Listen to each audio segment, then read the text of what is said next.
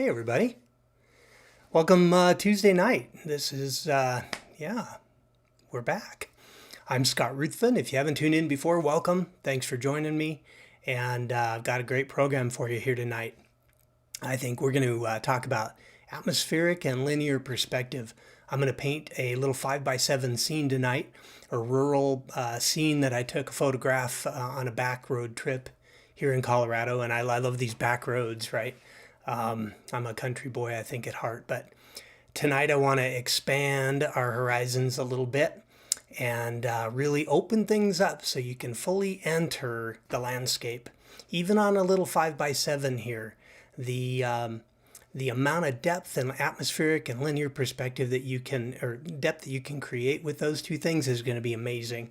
So I'll talk about that. I'll paint this little scene and we will go from there.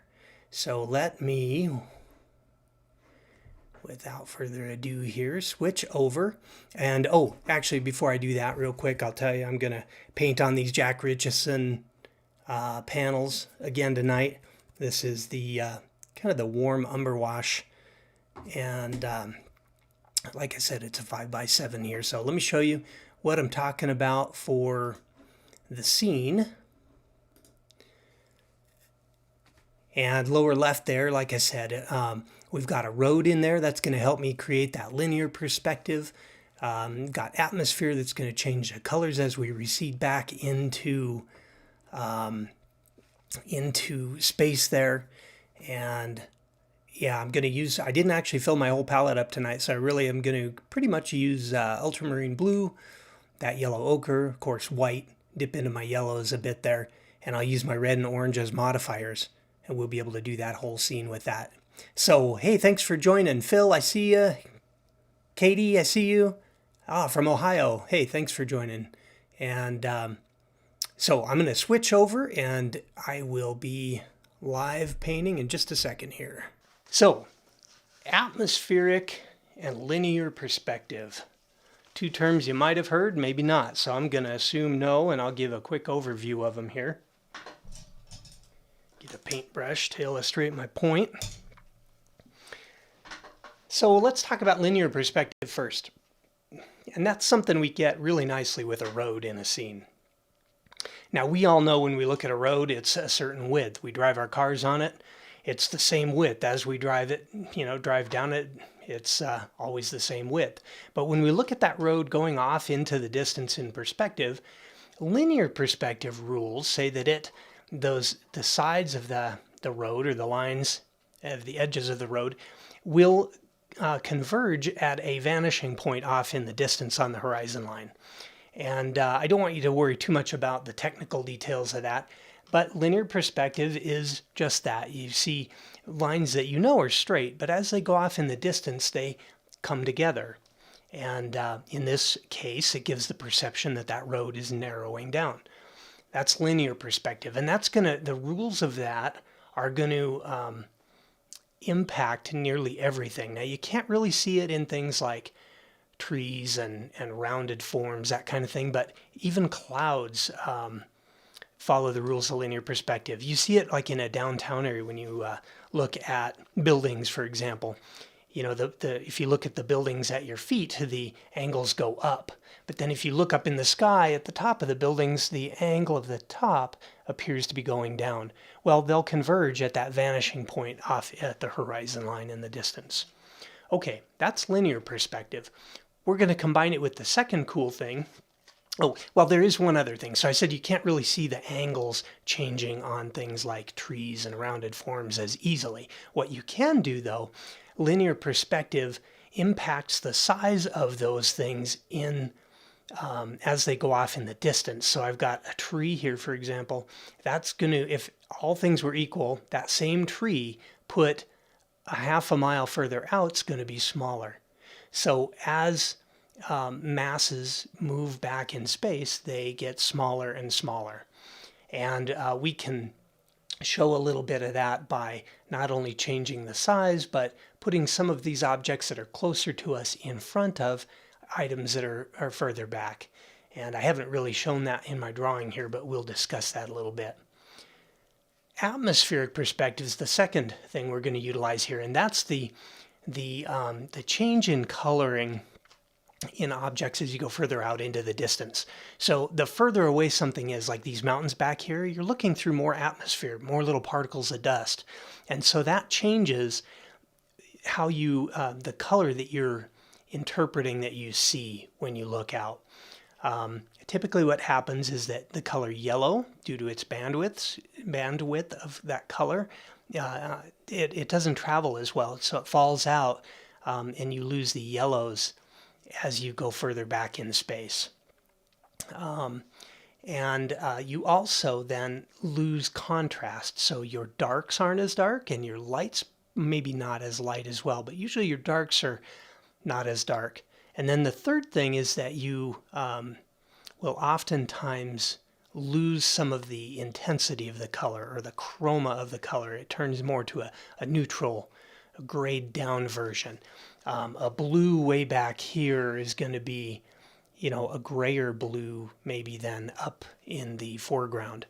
So these are just principles. They are they're observable, and so it's not just made up. But I do encourage you, whenever you're painting a scene on location, to paint, you really observe. So when you're painting out plein air, take the time to really paint and observe what's happening, and then then you'll learn those principles. You know what's really happening, rather than just taking something out of a textbook.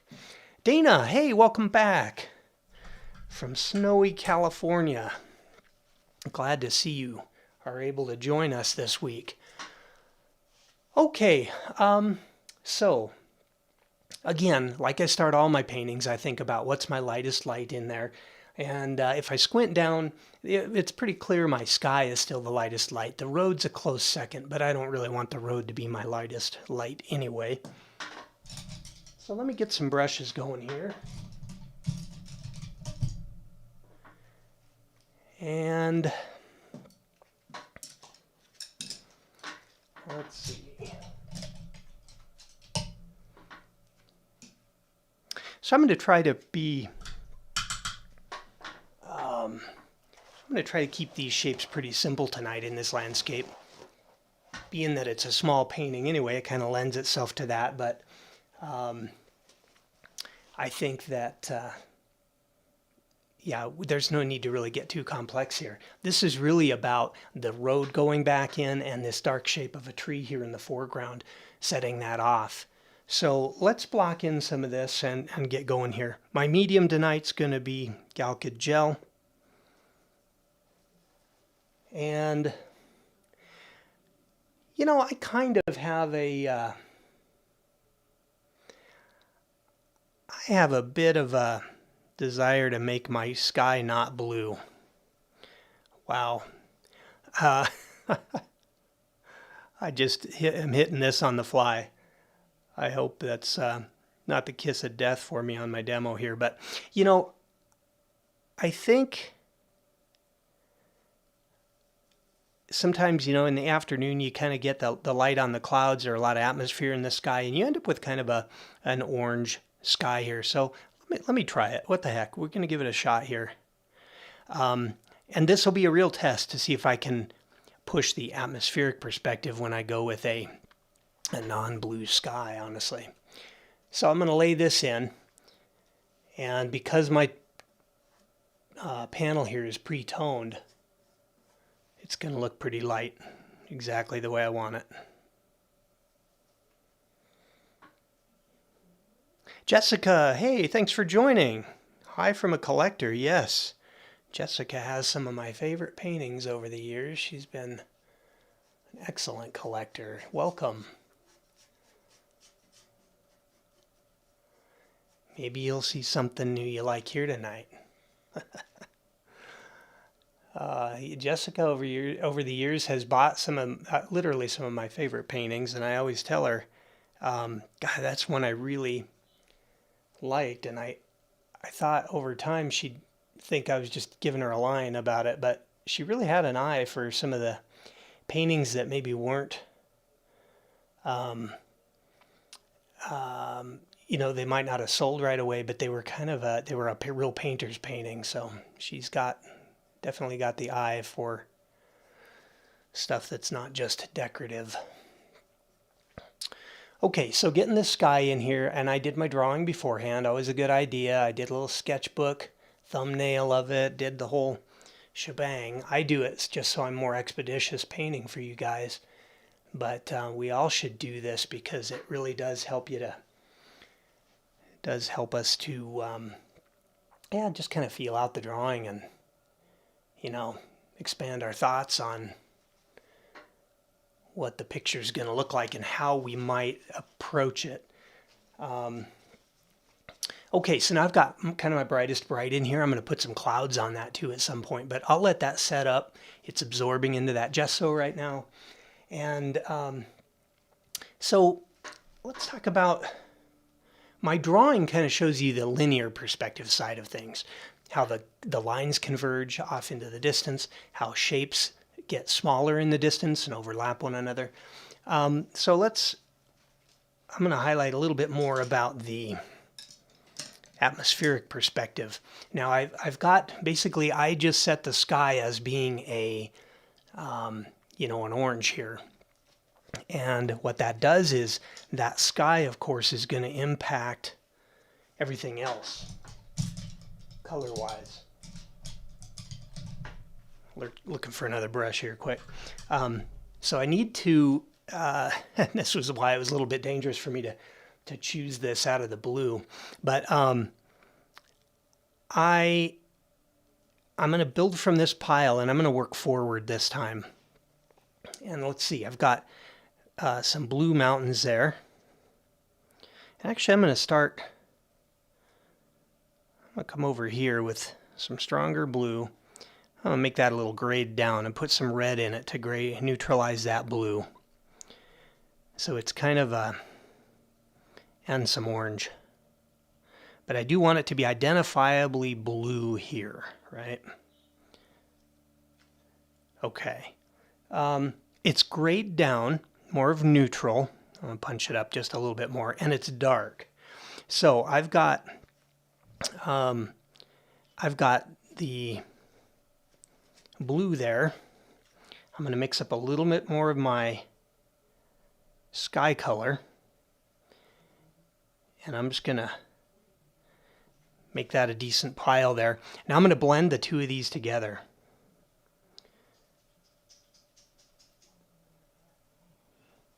Okay.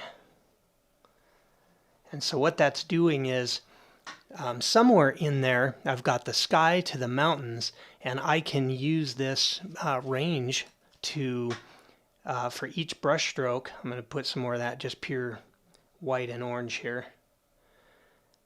But now I've got that color range. There we go. And I can go from the sky, I can see how it's getting darker, but it's also turning bluer. So, but that color has is influenced by the color of the sky there. So when I get in here, it's kind of blue, it's kind of orange, it's kind of hard to tell what the color is. So let's pop some of that up here for these distant mountains. And I'm already building color harmony here. Now, is that dark enough for those? I don't know. I think it might not be, so I'm gonna, but it can be light too, because I want to, these shapes way off in the distance here, I want to build that feeling of, you know, the colors receding with the atmosphere in it. And I'm going to pull that color down here. Okay. Now that's a nice color. It looks blue, but we know it's got a lot of orange in it already, so I'm safe with that. It's nice and light. If I squint down, it's just a little bit lighter than, or a little bit darker than my sky. I'm going to leave it for right now. I can always add and darken it if I need to later. But I'm gonna stay with that right now. And then as we pull forward, then we start to get a little more of the yellow and the green into the hillside there. So I'm going to mix up a green. It's going to be, that's kind of dark. I'm finding my value and the color temperature. So the value, the light to darkness of the color. And the chroma, how green is it versus how neutralized it is. And I'm looking at my reference as I do this. So I'm trying to get that right chroma, right balance of green, and I think that's a decent starting place. I need to go a little bit darker for some of my trees. Actually, I'm going to go darker on this side and just get some of these puddles going here and make sure I'm in the right ballpark. Still a very muted green out here. I'm kind of in the middle distance greens here, so I want to save the really bright greens for right in the foreground. And this is probably a little too yellow, so I'm going to bring the red, or I'm sorry, the blue into here. Okay, so I've got kind of this darker green and the lighter green of the flat plains of the field here. So as I go off in the distance, though, the mountains back there are lighter and greener, but they go into the blue. So I'm just going to mix right into here and start to pick up some of that. So it's definitely green, but now I made it lighter and I brought that blue in, and some of that blue has some of the orange from that color string here. This is something different. I haven't been doing it quite this way in the past, where I mix my colors in different puddles, but I wanted to show you that how I can build that color harmony and the recession of color as it goes back into space. So let's see here. I have just kind of simplified my drawing a bit.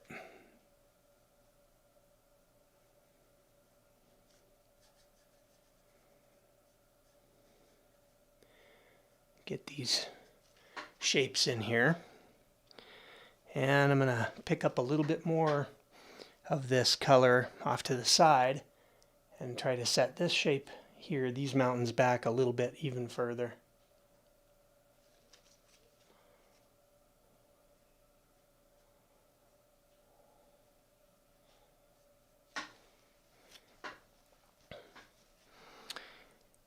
And then likewise, as I go forward a little bit, I can add a little more green to it. And I'm just going to look at my reference here.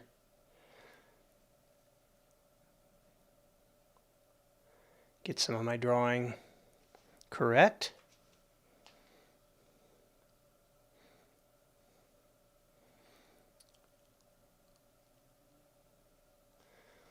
Okay, and actually I see what I did here is I made this a hill, but this little shape right here, it's not going to scrape off because it's that gesso, but I can paint right over it. This little shape here is going to be the top of the tree. Okay, so that looks pretty distinguishable as being, you know, my greens and such there. So as I move forward then, I don't really have... I'm just looking at my reference. I've got some areas that are a little darker green. I'm going to build a little even darker yet here.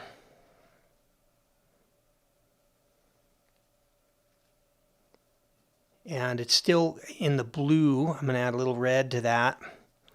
And this is some of my shadow. These are some of my shadow shapes here. And that's pretty dark. Too dark. I know it right away. It's good to have darks, but maybe this is a little too dark right now. But these are shrubs that are out there, and they're off in the distance, so they're going to be a little more blue. I want them to stand out from that background a little bit, but not too much. And this is actually going to be probably a hill here. I'll have to shore up that drawing and make that clearer what it is. I'm going to follow Follow that hill shape a little bit there. Okay. Then I'm going to start to get into these flat planes. And as these flat planes are off in the distance, they're pretty light there, aren't they? And I'm going to pick up a little bit of that orange and bring it in here and make a nice light orange and see if I can't get this kind of this shape going in here. Like that. You know, that seems it could actually go a little redder.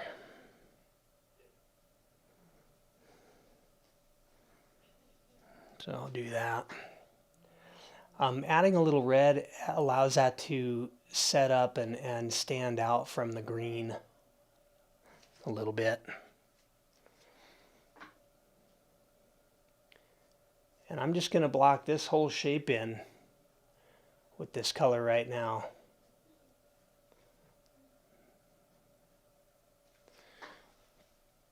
Just like puzzle pieces here, kind of.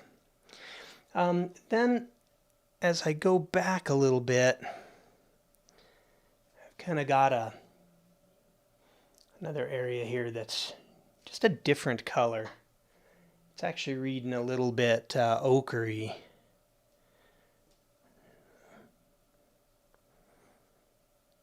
I want these shapes to read, to be unique.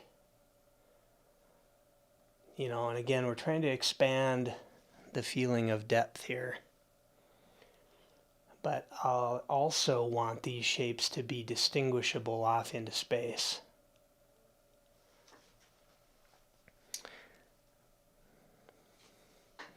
That seems like a lot of contrast between these two, but I think I need to, basically make some of the tree shapes and stuff there. So I'm not going to worry about that too much just yet until I get my shapes blocked in here. Then I'm going to come back in. Now see how as I've built this, it looks like a mess of paint here, but I've got my light sky to my distant mountains, and I'm bringing in the distant darks, the greens, the shapes that are the flat planes of the landscape lights, and I'm pulling those colors of the sky to build that atmosphere into it. So now what I can do is when I want to go and I want to put more of those darker shrubs off in the distance, I can just go back to that spot, wipe my brush off, go back and reload from some of that paint there, and I'm ready to go again. Now what we've got going on here is some little shrubs off in the distance here. I'm not going to spend too much time on them, but I want to get them into place. And at the bottom of them, they're a little bit darker, so I'll just move over to the left here and pull a little bit darker paint, and I'm ready to go. See, that's pretty cool, huh? It can make painting a little bit faster also. Now I notice this shape here, these are some shrubs, and they seem a little bit too dark, so lighten that up a little bit here.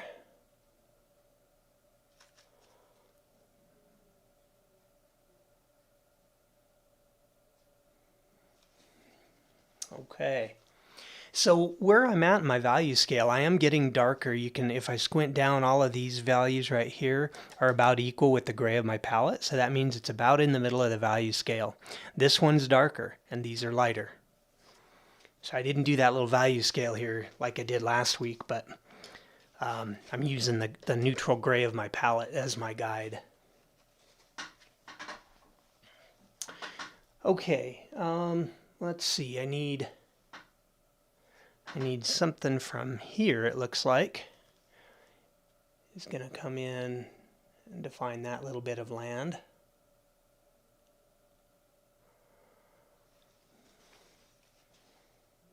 And then I've got some dark right there too. It's going to be the top of the road.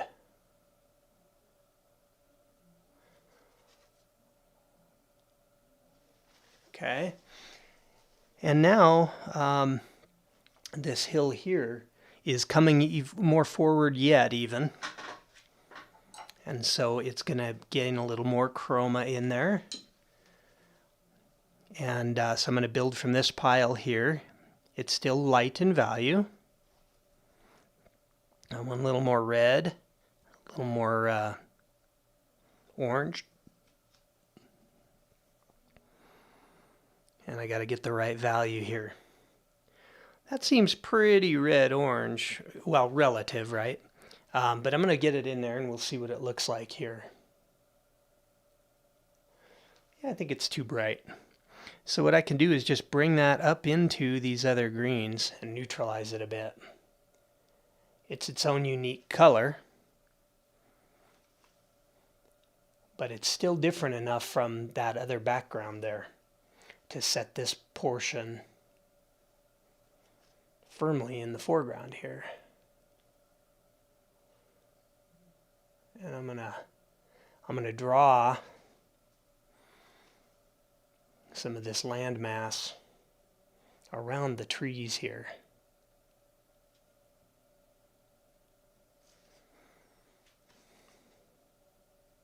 Just keeping them simple and characteristic of what I'm seeing there. And then just lay some paint on here. Now I like that color. I want to bring some of that into that background hill. So I'm going to move it, I'm going to blend into this more neutralized violet orange that I had. And I'm going to draw some of that right there. Because I like how that's stepping back into space. Now I have a road I need to put in here too. We'll talk about the road in a minute. Okay, now see how these are really nice puzzle shape pieces here. And you know, that's just a nice way to look at building this and putting it all together, is little puzzle piece shapes. So as I come forward a little bit on my dark greens, I'm going to get a little more chromatic possibly here. I'm going to try it at least. And this is kind of a hot, dusty day, so everything, a little bit of that titanium white and everything kind of gives that feeling. That's pretty chromatic. I'm going to pop a little bit of that right in here and just see what that feels like.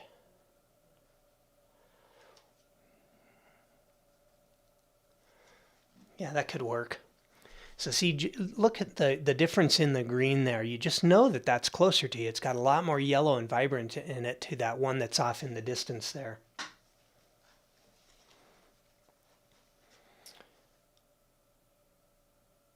Okay. I'm trying to decide just how chromatic I want to go here. I think that all of this is just fine right now. And I can just get some of these color blocks in here. And I can change them as I need them, or as I need to, if I need to.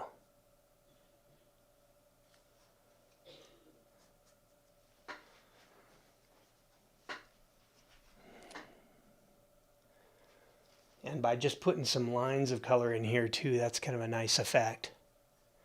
But these roadside shrubs, or weeds, I guess, really, shrubs, that are in the foreground here are going to be the same ones that are here, but that needs to be a different, you know, lower chroma green so that it's very clear that stuff is further back. And I can do that by picking up some of those blues and neutrals in there.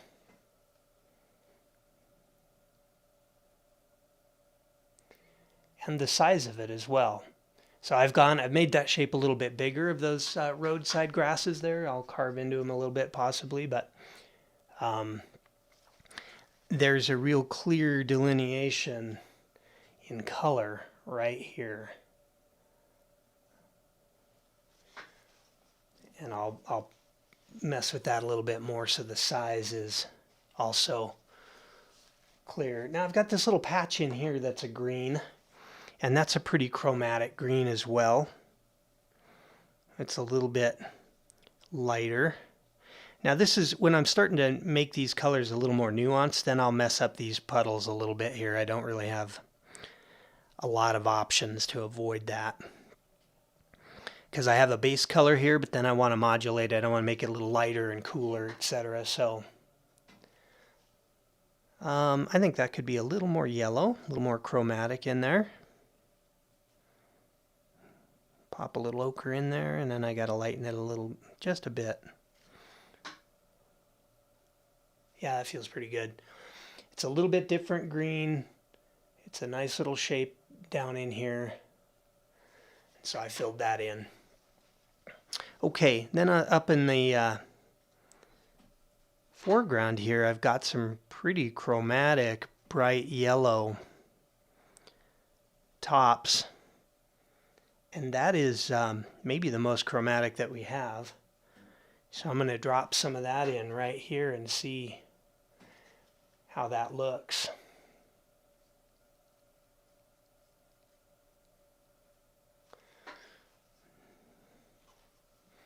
I think that looks pretty good. Now I can always come back at the end and put some thick paint in here, whatever I want to do, but I wanted to just get an idea of how that's going to feel. And then across the road, those look like they're a little bit more on the blue side for some reason. So I'm going to keep it light. I'm going to go in on the little more blue and white and pop some of that in here maybe and see how that looks. Now that'll show up more when I put the dark of that tree behind there. All right, we're getting there. So linear perspective. Haven't touched the road yet. I know you probably want me to get into that. And so let's do it. Get a different brush. Yeah, I'll go with this little filbert. I'm using all synthetics because they're softer tonight. Anybody have any questions for me? Well, meanwhile, while there's been all this weird weather around the country, it was 65 degrees here in Colorado today. Wow, thanks, Jessica. Glad you're seeing that from the video, that these colors are making it all come together here. Yeah, the gray of my road. So the gray of my road, how do I come up with that color? Well, it's a little bit darker than my sky. It's not as blue. It's lighter than the landscape elements. So let's just see if we can find it from that. Is it any of these? Well, I don't really want green in there. It could be somewhere over in here. But I think I'm going to mix my own little pile of it over here. Whoop, I caught some ochre there. That's okay. So how do I get a gray? Well, you just kind of go with complementary colors here. Let's try to find a gray. That looks pretty good. Could be a little more on the blue side maybe. And we'll change that as it goes off into the distance as well. So how dark or light? Well, if that's my sky out there, that's quite a bit darker yet. So I can still go quite a bit lighter. I'm in the lighter side of my value scale because if I compare this puddle I'm mixing to my palette, it's lighter, right? So I already know I'm on the lighter side. That might work pretty well. Now what's going to happen with this road? Off in the distance, it looks like it's going to be, and compositionally, I'm going to make it a little bit darker and bluer off in the distance. So I can accomplish both of those objectives by just, or I'm sorry, lighter and bluer off in the distance. So I'm going to go into my blue and I'm going to off to the left here and I'm going to lighten that up. And I'll put a little bit of that in. Let's see what we got here. I think it could go lighter. Again, I'm still pretty dark compared to the sky. Right? So I don't want to be afraid of going into that and making it pretty light. And let's see, as we go off in the distance here, we got a little bit of that road. The tree's going to cover up some of it.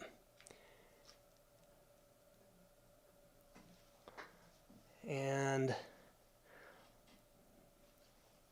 that seems pretty good. Okay, so as it's coming forward, though, what's going to happen is it's going to warm up in color temperature, and it might get a little bit darker as well.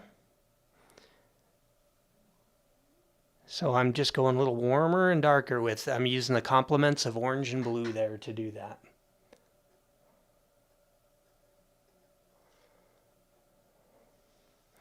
Now I still want this to be pretty light, and I haven't added my darkest darks yet, but I'm kind of trying to decide if this is light enough.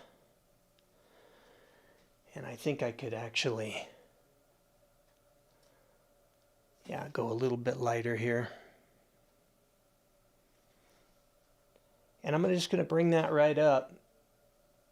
And when you're drawing these roads, it kind of helps, you know, they're a little curvy and stuff, but sometimes it's just easier to you know, if you draw a straight line, a series of straight lines, you kind of get a better result, I think. It does change off into the distance and all that. But trying to draw these weird little S curves and stuff, it just doesn't ever read correctly. So think about that. You might need to make 3 or 4 different sets of straight lines, you know, turning them as they go, but that's fine. Okay, so I'm ending up with a pretty warm spot here in the foreground, warm and light of this road. And so really the road is getting cooler as it goes back, but not noticeably. It's even a little bit darker, honestly. I did that because I want the foreground road here to be a little bit darker yet. So, and the reason is, what is the reason? The reason is that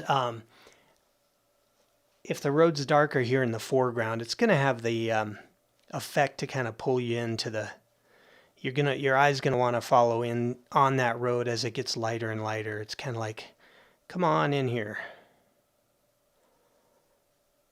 I don't want it that dark, but I need more paint. So I got my tone together, and or my chroma, my hue actually I should say, and now I'm trying to find the light dark value of it. So let's pop a little of that right up against here, and that's pretty nice. A little too purple for my liking, so I'm going to go with more orange, even maybe a little yellow in here. See what we get. There we go. So that's kind of a, you know, a nice, it's just dark enough to where you can tell this is a hill. Now, linear perspective, because this is coming up the hill, the road at the top of the hill is wider than it was below the hill there. Okay. Tell me if this is, if you're not sure what I mean or have any questions. Now I also have kind of this overarching, you know, the black top is just, it's got variation in it. So I'm going to add that variation. I like that. I got a little more maybe blue on the edge over here. And I'm going to punch that up a little bit. That's fine. Exaggerate. I guess that's maybe the word I'm looking for here, is exaggerate it. I like adding some of these more vibrant colors towards the toward the edges. Hi, Kay. Welcome. Good to see you. Thanks for joining. Okay. So now, that concrete up there, I put kind of the cool version of it in. Now I'm going to warm it up. I'm going to grab some of that That puddle over here I used for something else a minute ago, for that background hill. Oh, I got a little too heavy in my yellow. Okay, I'm going to start that mixture again. What I'm trying to do is just make a little bit lighter, warmer value for the rest of this foreground road here. Oh, glad you like the mountains on the left, Kay. Goes back to my 70% principle. We'll see. I might not have to do anything more with them. When I painted them, I thought, okay, we'll rough them in. There's a lot of work to do. And then you come in and say they look pretty good. So it's amazing. Okay, I got to go a little lighter here.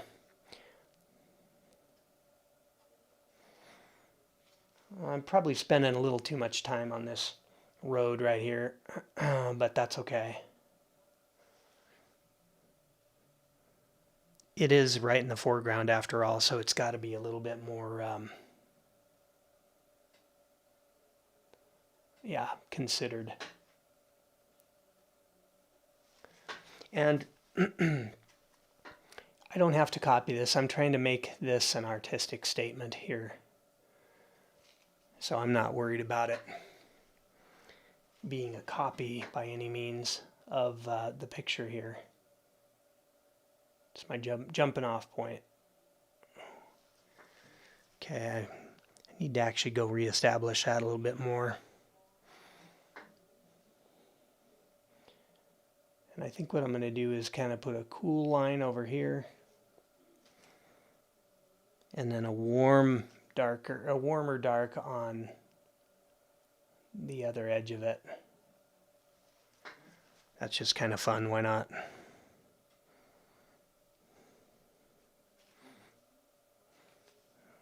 This is what I mean. Okay. I don't know how well that's showing up, but it's close enough right now, so I'm going to move on. I don't know if I'm going to put a road line in here. We'll come back to that. I'll let this paint sit up, and then we'll see if I paint the road lines in or not. And I can't forget that little road back there, which I might have a tendency to do.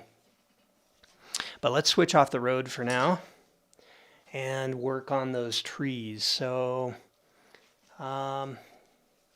yeah, I need a good solid dark. This is going to be probably, yeah, definitely my darkest dark right here.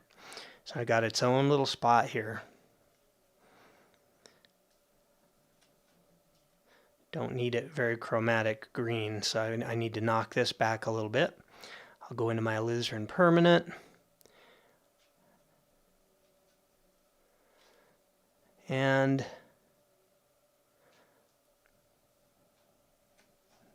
yeah, that's pretty dark. But I'm still, I've got other paint in my brush, so when I kind of squeegee that out, I'm adding some of that white that's in my brush in there and lighten it up. But relative to everything else, that's still the darkest dark I've got. Go a little more into that alizarin permanent. So I can, smuggle in some red as Stapleton Kearns, if you've ever seen Stapleton's work. He likes to talk about smuggling in reds, and it's really true because when you paint something that has a lot of green in it, you can end up with, you need red to make the greens look right. Because red's the complement. So red's a modifier. Think of red as a color to modify others. Yeah. In fact, I think Scott Christensen maybe is where I heard kind of the term first, that red is the great modifier. I'm probably wrong on that. I don't know if that was Scott that said that. But it is. We don't paint really a lot of objects unless it's a man-made thing that we're painting a building or something painted red. But oftentimes we're not painting major objects in the landscape that are red. It's a modifier of something else. All right, so I'm trying to get the green, I'm kind of at the half tone here between the shadow. I just put the shadow in, right? So now I'm trying to shape this shrub here. Just painting it like a ball that's in light.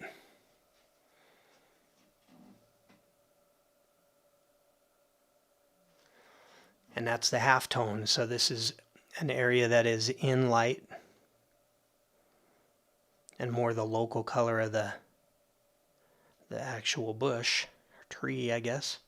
Now I need to mix my lights here. So my lights are, this is I'm gonna need a green that sticks out from those background greens here. It's still a pretty dark in value.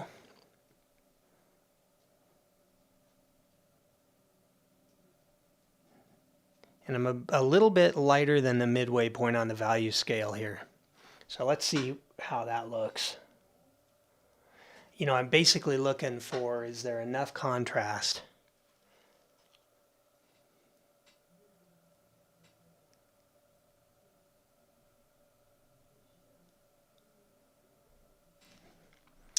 And yeah, I think there is to start. I'm going to have to add a little bit. I think there's some of the shine on the leaves that I'm seeing maybe in the reference here.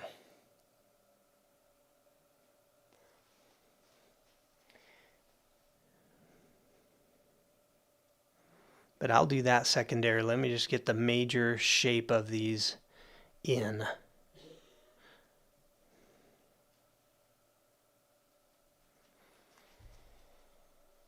Let's see. So the tree's going to be higher here. Like I said earlier, the tree needs to come up, and it's part of it's breaking the plains of those mountains in the distance there. And as I go off to the right and I pick up some more of that light's going to have some of the orange in it. And what's cool about this is that this tree obscures some of the road. Now I don't want that highlight, so I can just step over and grab some of this mid-tone that I had mixed and start to put some of that in there, and then some of the shadow.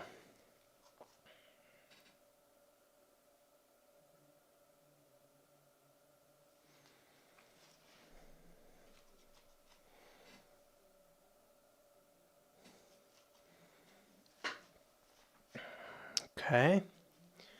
And it's not sticking out enough for me. And I don't know if I need to go a little bit lighter or if that's going to cause me another problem here, but let's try a little bit of the lighter on it.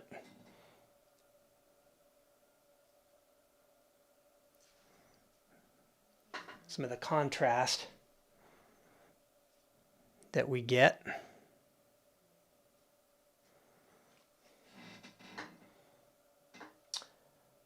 And I'm going to look at my reference.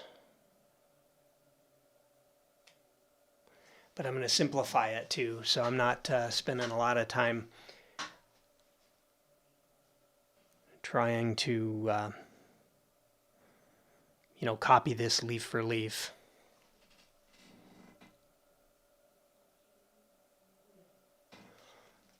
And some of that side that is closest to us here can be a little more chromatic. Oh.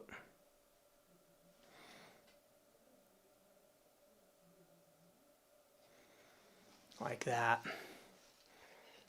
Okay, but I think I need to separate this a little bit more from the background and from that road. So I'm going to try to mix up another little bit of this dark.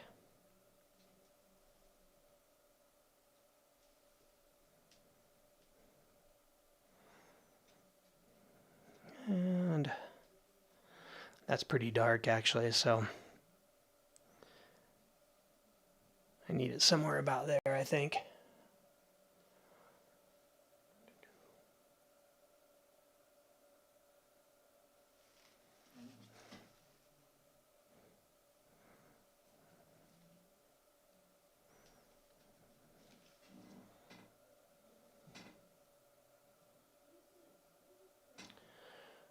Yeah.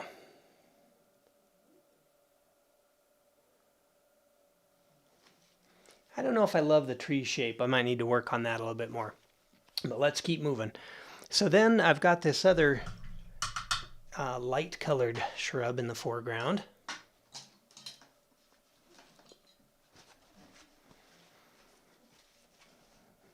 And it is kind of a gray, bluish green. See if I can find that color. I'm going to start with the greener base of it.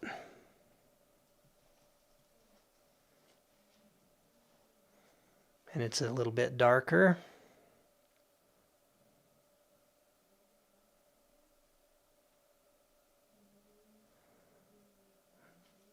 And I'll put some of that in here.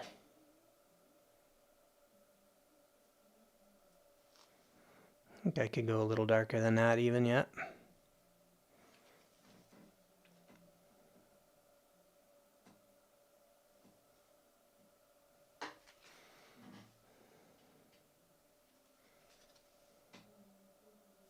I want that to stand out a little bit. And I want the dark to be a little bit of a different dark than in that other tree. That's probably enough. I could add a dark highlight, or a, kind of a dark accent rather, to that.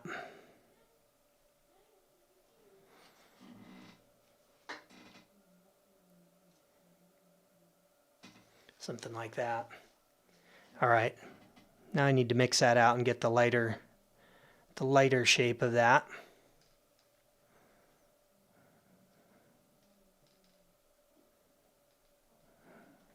There we go.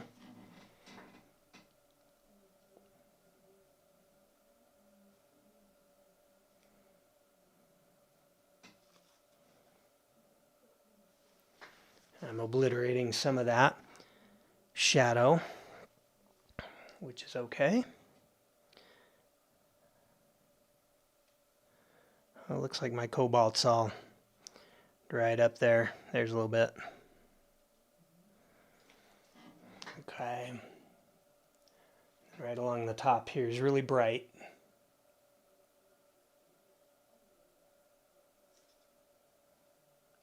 And comes right down to the road there.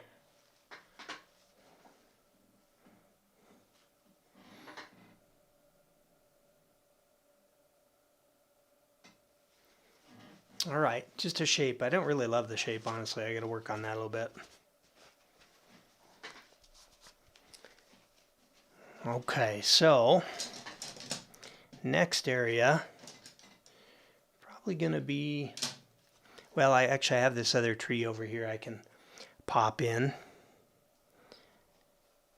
And I've kept this tree in. You'll notice I've left some things out. I've simplified this greatly. But I'm leaving this one in because I want a hard stop for the viewer on this side.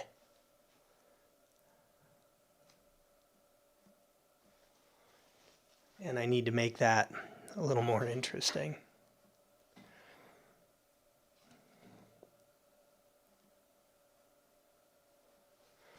I don't want to put a lot of detail into it, so I'm going to leave it like that right now.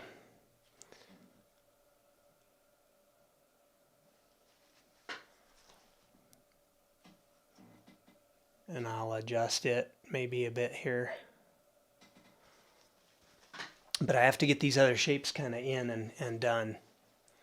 All right, then also along the bank here, I want a transition between this lighter shape here, and there's a few little trees that are in the darker spots. And I'm going to go back to this area in the middle here, which was my dark of the distant trees, and grab some of that. and see what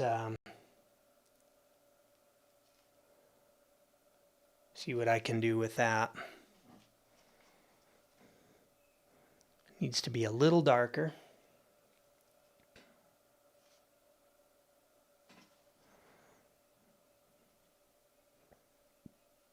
So what I'm going to try to do is just mix it in the same spot right next to everything and see if I can get that same kind of muted color, but just a little bit darker. I think that's it. Whoop.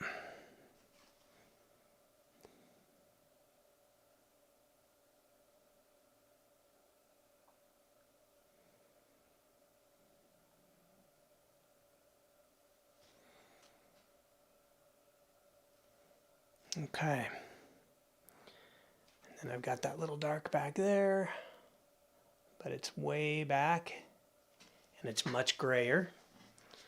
And then I've got a little touch of that road way back there too. And so where was my road color? I guess I was off, yeah, about here for that distant road. So I'm going to pop in just a little bit of that coming around. Fine brush there so I can carve that shape out a little bit.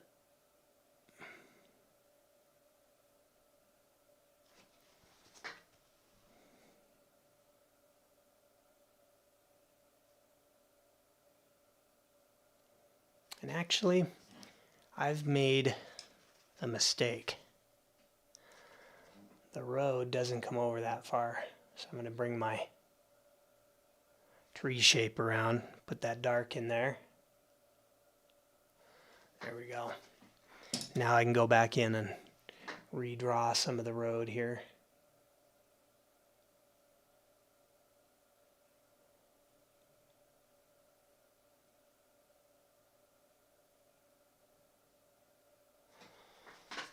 Just like that. Okay, and then I guess we could try to put that road in off in the distance. I'm going to make it a little, well, let's see. Yeah, I'll just go with this blue. And it's going to follow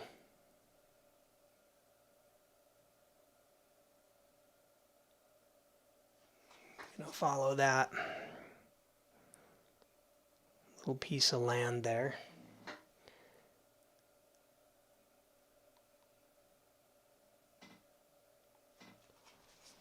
And let's see, I need to make that stand out a little bit more. So I think in order to make that stand out a little bit more, I'm going to have to maybe darken that hill. See how I'm able to carve out, just with this brush, kind of carve out the way that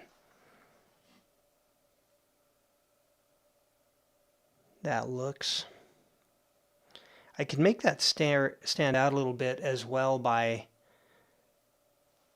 changing the color temperature.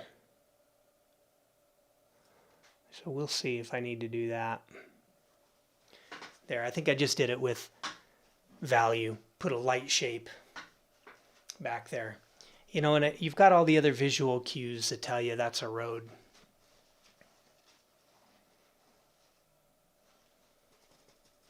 All right, now I need to figure out what's this color going to be here. And it's a darker, let's see, so this shape over here is strongly in this kind of a orangish ochre. So I'm going to build from that. But that part on the right, or on the left there rather, has a little more green into it.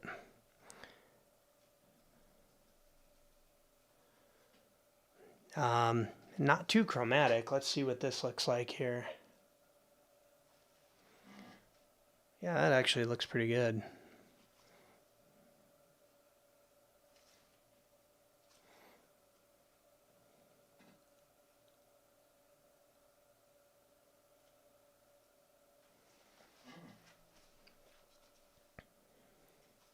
Might adjust that shape a little bit here.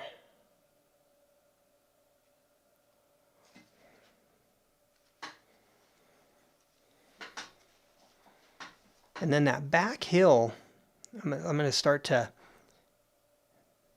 make that a little bit unique as well. I see some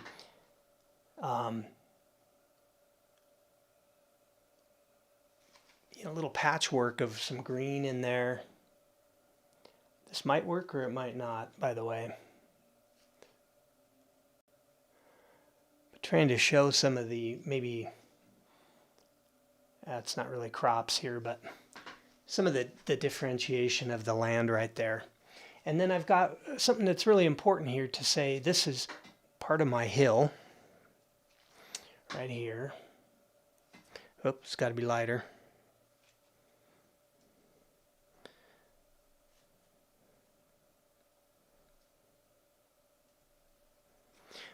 So I'm gonna highlight kind of the crest of this hill here with a little bit of that orange light, right? All right, you can kind of see that coming in. I can blend that. I'm gonna kind of have my brush strokes kind of follow how that hill might curve down. But then a key point here then is I'm gonna put in a dark of some trees. Now this, I clean my brush. Kind of doing a bad habit. I'm using the same brush for multiple colors, but I'm already doing it, so I'm going to keep going with it. Okay, so anyway, those trees are set off a little bit further, so their dark is going to be lighter and a little more blue than the dark of this big tree here. Plus I'm looking at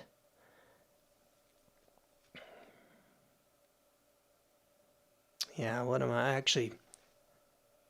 Yeah, I'm just trying to find the right color here. I'm going to gray it down with some white. It's still going to be pretty dark. And I'm going to put some of those right here.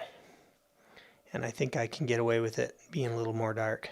I just don't want it to compete with the dark of our main actor here.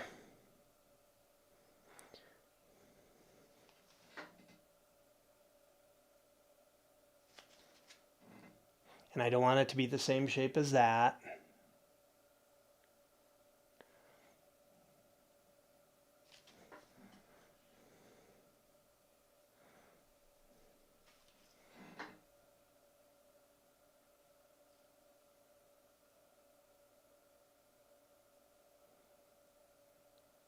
In fact, it kind of is, so I'm not loving that. The similarity between this shape and that shape. So I'll design that out a little bit. So what I'll do is I'll just lighten and gray that down, take it a little more to the blue side, and then I'll go back and start adjusting those a little bit more to the blue side. Maybe add a little more alizarin into that mixture. I still want them, I still want these a little bit darker, but they got to read as further away. That's kind of working now. And I think then I can go a little darker.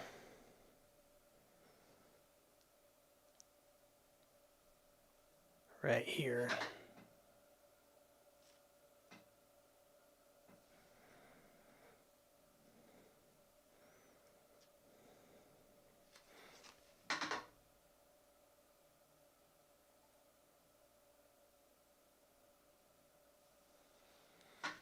Okay, perfect. Well, I don't know about perfect, but it's what I intended right there.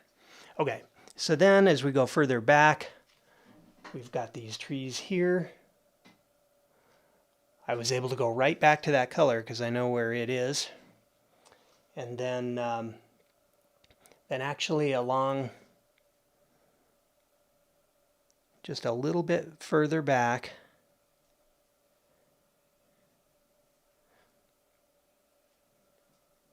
I've got some other, and it's a little too light.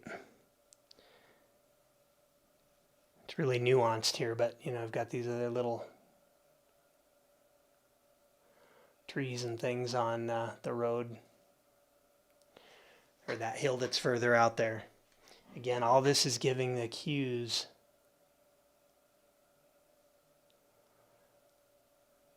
that that's all further off in the distance there. Okay, so I think I've got a pretty good start here. Honestly, it's pretty bland. And so now I can start to think about, well, what do I do to make this a little bit more interesting and add some punch to it? I need to finish off of this area.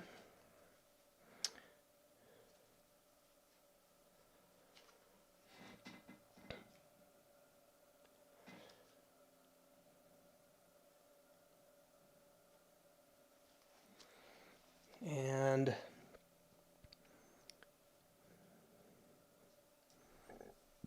I'm always looking at between edges, how I can, or between shapes rather, how I can change that edge so that you can differentiate that they're two different shapes, maybe going back in space, whatever I'm trying to achieve there. Right? And so right here I've got the bottom of that distant field, and then I've got the lights of the weeds on the side of the road here. So I'm darkening this, I'm darkening that shape so it's a good backdrop for the light of the weeds in the foreground. Plus I need to just add some other colors and stuff to that hill back there. It's pretty boring. And you can do that with various things.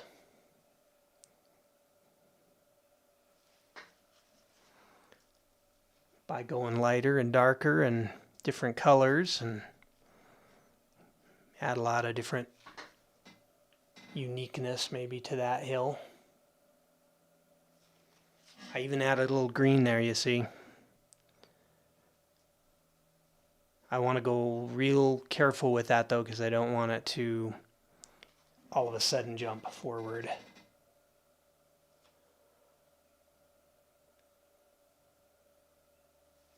But that's a really light shape out there, or a really light edge, I should say.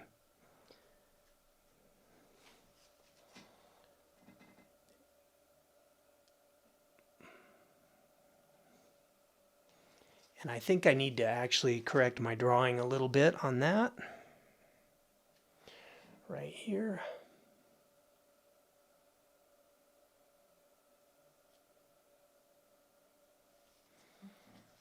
Then I'll make my road.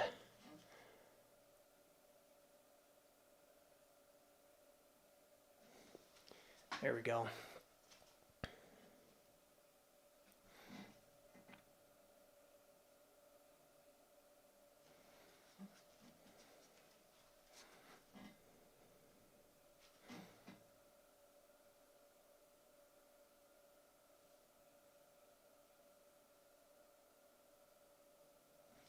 Okay, now that's kind of going off into the distance there. Off and around the corner. All right, well I've got it blocked in, and let's see. There's another kind of shape of stuff here. It's a little different color, and then I've got, let's see, some light areas. So now I'm going to kind of go back in and selectively and try to punch this up a little bit and just give it some pizzazz because it's kind of flat. And so I'm still looking at my reference and all that, but what can I do to add some of the light on the land that's there that I haven't really captured? And I can do this in a way with diagonal lines and stuff that reinforce that linear perspective back into space.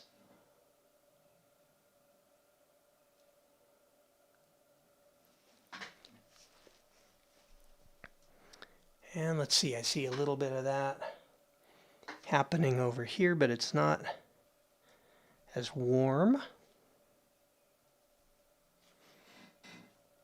Okay, so a little bit here maybe.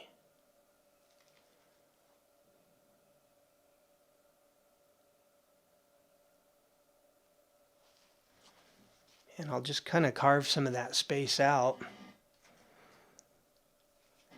I'm going to decide here that I actually want these trees to come down a little bit more. Like that.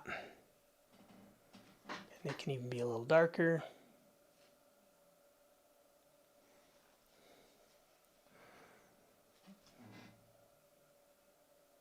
A little darker there. Just punching up some of the contrast. Cleaning up that line there.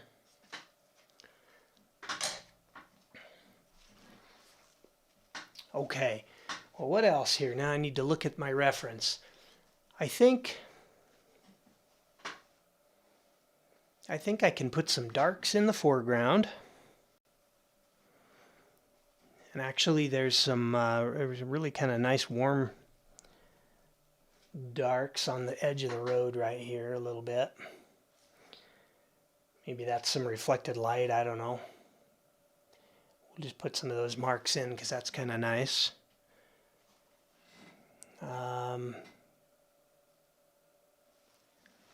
Yeah, I like that. It's a little bit lighter and some reflected light. I'm punching that up a little more than is really there maybe.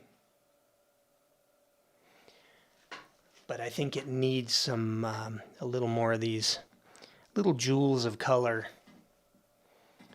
in here. I'm actually going to go with a pretty saturated red, just a little dot of it right in there. Just one note, I don't want that everywhere. And then I think as I go out into the distance there, I see a bit more of this heathery green. That's probably not even the right description of it, but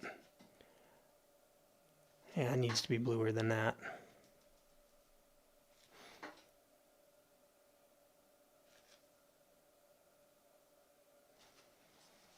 Just needling,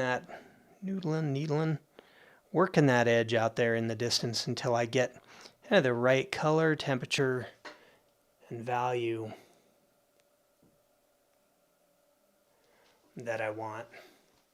That's looking all right.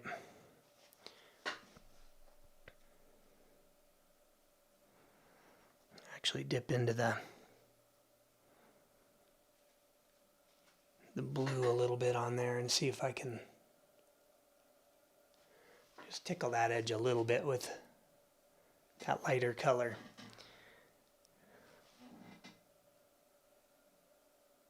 But I want a nice line there that shows where the road is. Okay, so that road has a little bit of a shadow edge to it. That helps. This road has a little more shadow edge to it on the front end. Really pretty distinct right here.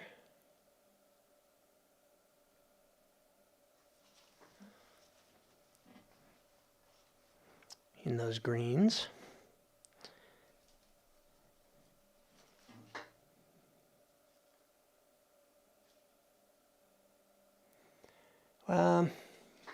Yeah, I'll just leave it at that. A little bit darker maybe right in here. And then pulling some of that dark in the foreground.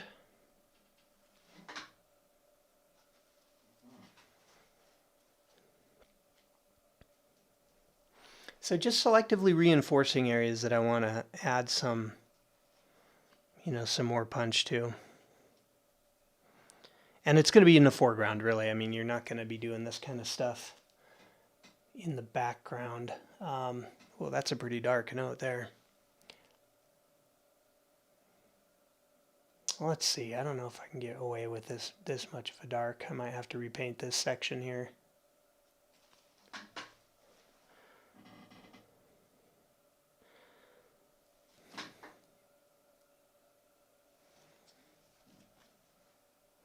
That's kind of nice.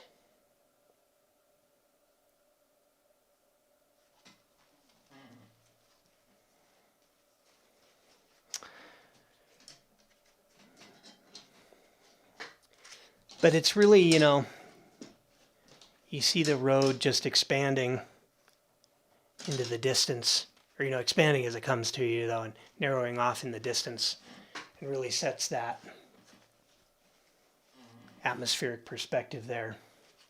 I think, yeah, I got to do some work on those background hills a little bit more, I think. I'm going to go a little more on the blue side. Let's see, I was up here with my sky. Remember, I made this kind of a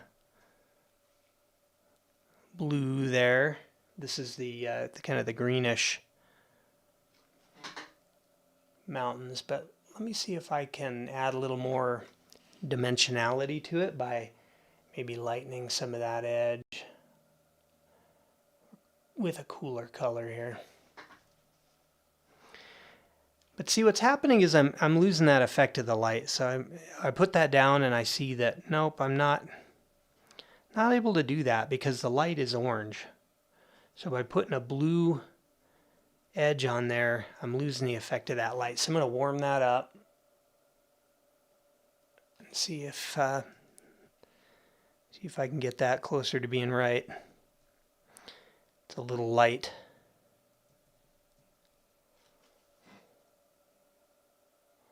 There we go. Now I'm in the right value range.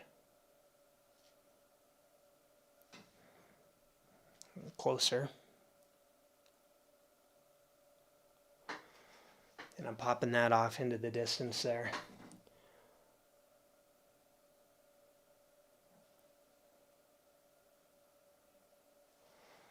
And I'm just doing a few lines to indicate kind of the lay of the land, really. How the hills are and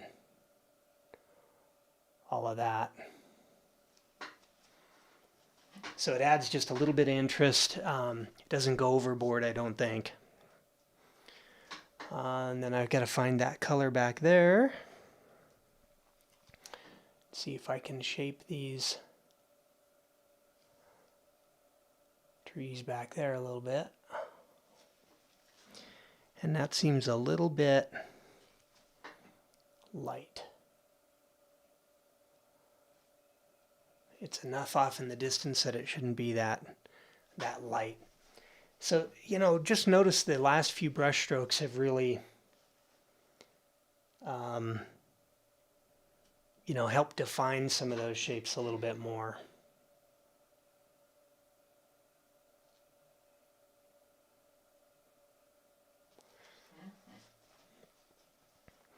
And I'm just looking back at my reference, just seeing what kind of other colors I can probably sneak in here.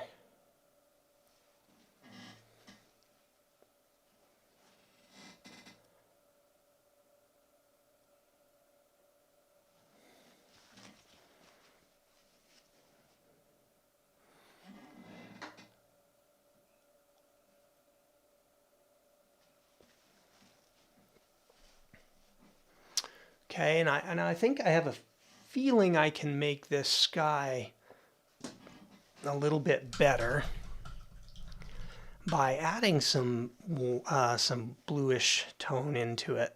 Let's see. Now it's sat up. It's on there. The paint that I applied to begin with, and that was really light. So let me see if I can go with a little bit of a, more on the blue side. And put some of that on there and just see how that feels. Now, it's a bit of an experiment with this, but, I do this kind of stuff a lot. And so sometimes I like the look of it and other times I don't, but it's a little dark, trying to find the right value. But what you can do is when you put this lighter value and it's cooler on top of the other one, kind of create a, kind of a cool effect, a shimmering light effect. So see, I'm just tickling this, so it's not fully mixing these because they're complementary. So if I mix them too much, it just turns to a nondescript color, right? So I don't have a lot of paint on there, and I'm going lightly. blend in as much as I have to, but laying this on in this kind of broken color. And that's why I left the sky, put the sky in, and then I left it so that it would have time to set up.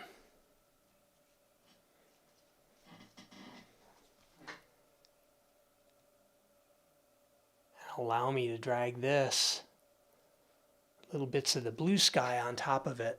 And that's just a beautiful effect. I really am glad I'm doing that on this piece. Sometimes it's not quite what I want, but I think it really does activate the sky and gives it some depth and atmosphere into it as well. Let's see. Okay, you got a comment. Am I going to do the sky? I did the sky already. Yep. Yeah, so that was the first thing I put in there, and it was hard to see since it was so flat and very close to the color of the board. But I decided it literally as I started to go with an orange sky. Okay, so that did a lot to make that sky, to activate the sky. And now I can probably get away with a little bit of these blues, this lighter blue, as what we call, sky shine. I'm not sure if I can get away with it in the tree or not.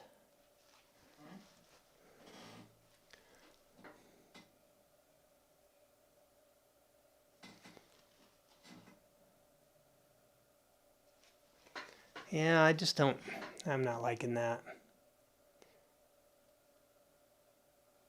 The tree definitely gets lighter, but to me, when I put that in there, it gets, it just doesn't look natural. Okay. So the other thing I can do is I like this violet, this purple of the mountains in there. So I'm going to try to add a little bit of that into the rest of the landscape as just as a contrasting note. That's pretty purple. What it does is it adds, it's a nice counterpoint to all that green. And in the right places, which I got to figure out where that is. Like I put some there already, right? The side of the road. I can put a little bit there. These little punches of color are kind of like confetti. I like doing this after the fact, because they're fun to find, when you're looking at the landscape and you're trying to decipher what's going on. Sometimes it's fun to find a little bit of those here and there, and it adds depth.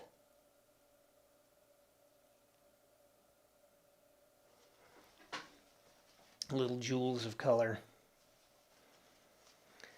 Oh, Dana, thanks. Glad you like the sky. I think I need to put a cloud in there, though, too. It's just a little too perfect of a day. I'm running out of real estate here. So my clouds, what are my clouds going to be? I think the clouds are going to be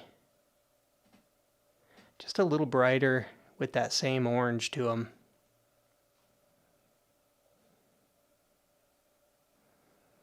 I'm just going to see if I can,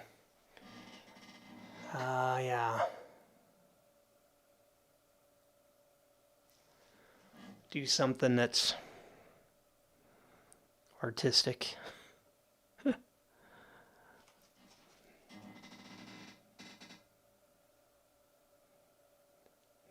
Don't be mad that I'm covering up some of that sky.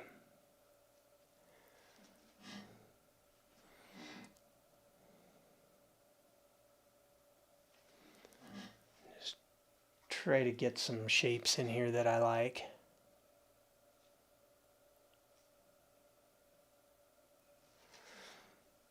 And because they're lighter, I can actually carve into some of these areas too.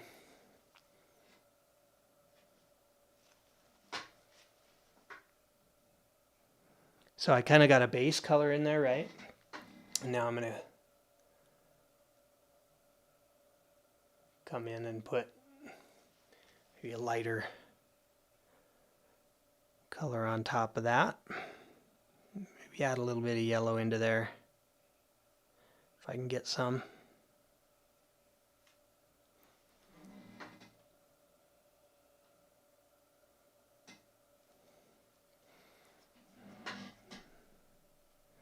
Yeah, it's kind of fun.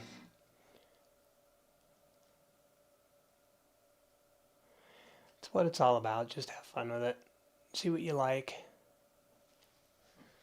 If you're able to get something that works, if it doesn't work, then I'll redo it. Those are kind of unique. And then I think, yeah, I need a little bit of a darker color for the underside of those. Not nearly that dark, but something that gives them some underside, you know. Could go a little darker. And I'm going to go kind of a complementary color. Let's see if I can pull that off.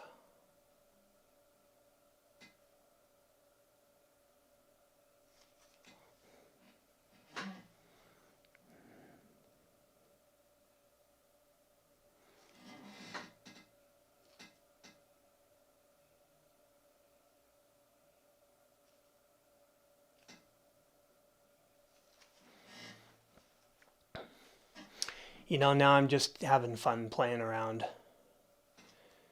Really, obviously these are not the colors in the sky. But, oh, great, Jessica. I'm glad you like the lavender.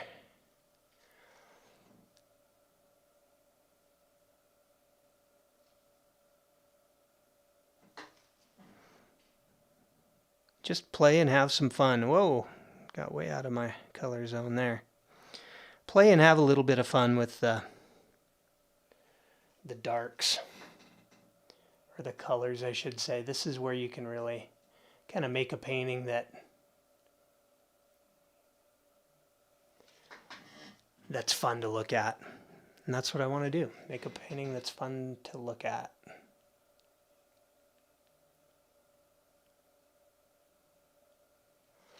I'm going to bring a little bit of that right. Even though this is the dark of the cloud, it is a really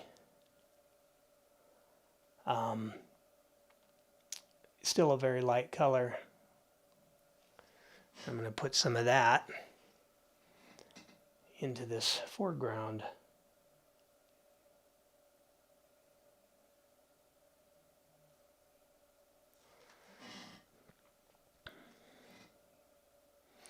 Because why not? Brings it in, it adds, reinforces the color harmony. And I think I will put in, I'm just really debating on that. On that line there. Let's try it.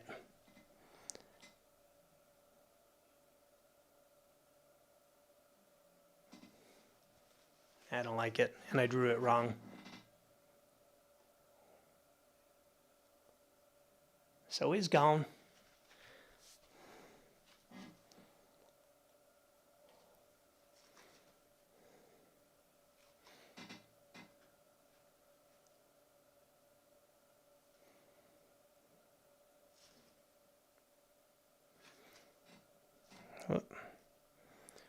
Always be aware what I got on my brush here.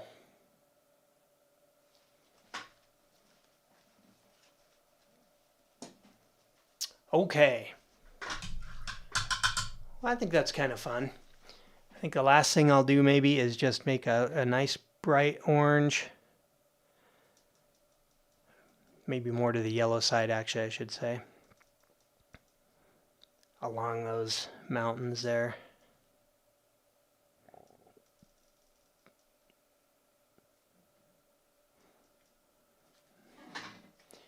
And just brighten that up a little bit.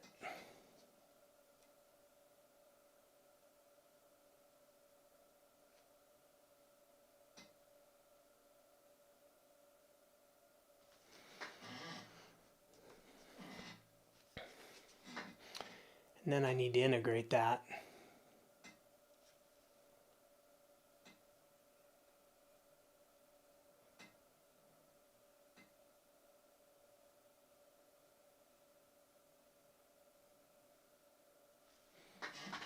I just lightened it up a little bit.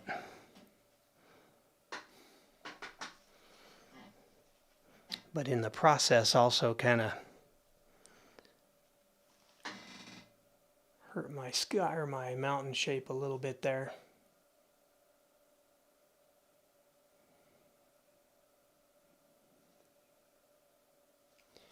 Actually, I think what I'm going to do is pull that mountain shape down.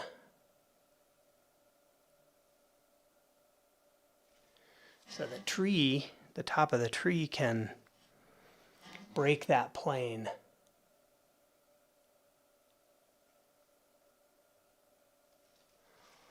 There we go. Now I'll come in with a little bit of that tree color on the top.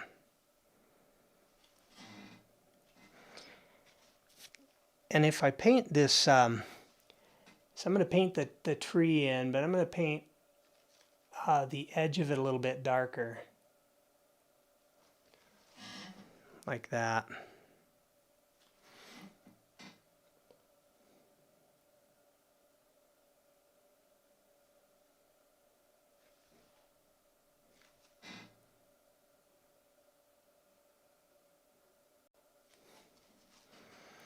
And just do some edge work within the tree so that it looks like a tree.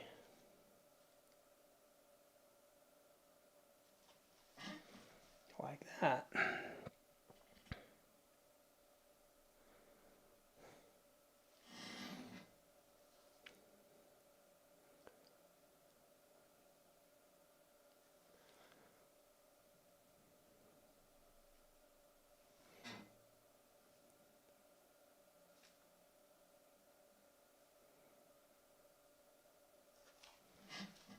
Okay, so we're at an hour and a half. I'm going to go ahead and stop there, but I'll finish this painting because a key, another part of it are going to be these fence posts. There's going to be a few fence posts right in here, and I'm going to do the edge work on these shrubs here so that, you know, I've got the detail in the foreground. So I need to do all of that, and but I won't keep you for that because the principle here is about creating that linear perspective, the road going in, and the atmospheric perspective, showing how the colors recede as they go back into space. So we'll, yeah, I think I will have to do some more work on that. Just to get it, you know, these are minor little details that you have to do, but I want the shapes to be the way I want the shapes to be. And I want to clean up some of this stuff in here, so I will do that and do that offline. So let me switch cameras and we'll wrap it up. Okay, there we have it. Hey, thanks for joining me again. We have, actually you can see above, this whole wall of my studio is the paintings that I've done on these Tuesday night live streams. So thanks for joining along and watching as I painted these things. I have a couple more I'll put up on my website and on the YouTube community tab, so you can see those that are finished, and I've signed them and they're dry. So I'll get some photos and put those up. I have a workshop coming up in June, 9th to the 11th, I think are the dates. Actually, I should have known that beforehand. But if you're interested in coming out to Colorado, we will be up in Winter Park, Colorado, beautiful place. In June, it will be spectacular to paint. So come out and paint with me. I need to load that up on my website, but if you're interested, let me know you are and I'll reserve you a spot. But we're still working out some of the details for that. And yeah, I think that's it for tonight. So thanks again for joining me, and I hope you have a great week. Thanks for all your encouragement and nice comments and engagement overall. So the engagement's been great, and my YouTube channel here is really, taking off on views and such. So I'm really encouraged by that. It must be something that's worthwhile to folks. So yeah, let's see. Are there any? Dana, you're welcome. Kay, you're welcome. Jessica, you're welcome. Okay. Well, I'll wrap it up there. Have a good night, and I'll see you in a week. Bye-bye.